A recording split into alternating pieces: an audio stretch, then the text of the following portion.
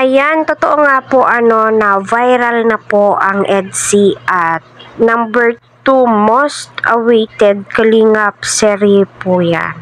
Marami nga po nag-aabang kay Beyonce dahil nga po sikat na po siya at kita po natin napakabait niya at napaka mahinhin po niya. Ika nga ni Kalingap Rab, family-oriented at deserve ni Beyonce kung ano man po yung mga natatamasa po niyang blessings, ibinibigay po sa kanya ng mga sponsor. So, isa po ang Kalingap, no, number 1, isa po si Kalingap Rab, ang nakapagpasikat kay Beyonce, si Kalingap Rab.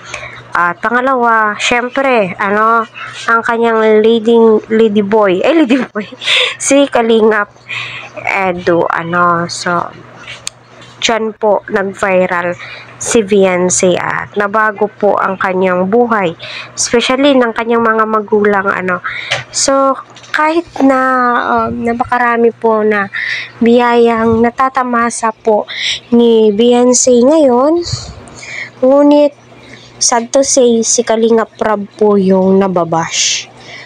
So, bakit ko nga ba nasabi na babash si Kalingap Rab? Kasi maraming mga viewers, although hindi naman po lahat, pinupuna si Kalingap Rab dahil nga po sa Kalingap serye, sa pa-love team po niya. So, ilang ulit nga bang mag-explain si Rab, na dyan po niya kinukuha lahat ng kanyang mga pabahay.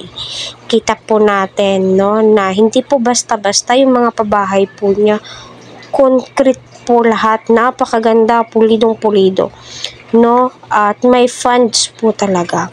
I hope na pinanood niyo po yung live ni Rab, para maunawaan po natin. Huwag po natin siyang batikusin kung bakit may Kalingap serye, may pa-love team, kasi hindi lang ako, hindi lang po yung ibang viewers, napakadaming gusto ng Kalingap serye kasi nag-i-enjoy po sila, stress reliever po nila, pang pag-good vibes po ito. At the same time, natutulungan po nila lahat ng kanilang mga beneficiary, na ibibigay po nila lahat ng pangangailangan ng kanilang mga beneficiary. Yun po yung number 1 na magandang ginawa nila Rab, diba?